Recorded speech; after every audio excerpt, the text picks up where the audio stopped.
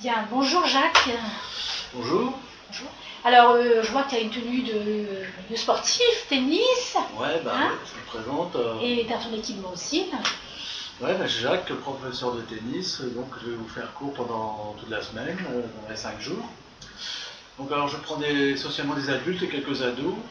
Je fais des cours de débutants à niveau intermédiaire. Alors, comment s'adapter avec des niveaux différents? En fait, je fais 2 cours d'1 heure.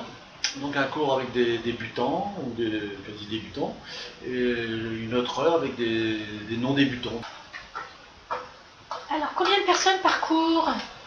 Je prends 8 personnes pour les cours débutants et puis je prends juste 6 personnes pour les non-débutants. Comment se passe un cours? On s'échauffe 5 minutes avec ou sans balle et après on étudie des coups du tennis, quoi. Et le service tous les jours.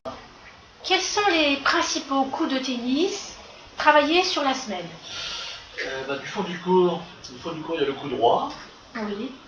Alors après il y a le revers, et le lob, qui remonte la balle.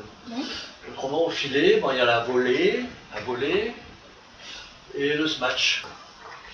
Et bien sûr, tous les jours, on revoit le service, parce que c'est très important pour pouvoir faire des matchs. Donc tous les jours, on revoit le service. Y a-t-il place à un peu de jeu ludique dans une séance? Oui, à chaque fin de séance, j'organise un quart d'heure de jeu selon le niveau, avec le comptage des points. Quels sont les points forts de cette semaine?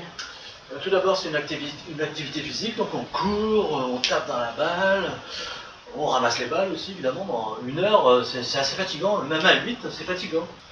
Donc la deuxième chose, c'est qu'en 5 jours, en 5 séances d'1 heure, on peut voir tous les coups du tennis, donc c'est quand même très important. Donc on fait une petite compétition tous les jours, parce que même si le tennis c'est un sport de loisir, c'est quand même aussi un sport de compétition, et c'est motivant de compter les points. Merci Jacques. Alors, que doit apporter chaque joueur? Si vous pouvez amener vos raquettes, parce qu'il n'y a pas tellement de raquettes, que fois c'est pas la bonne taille, le bon manche, etc.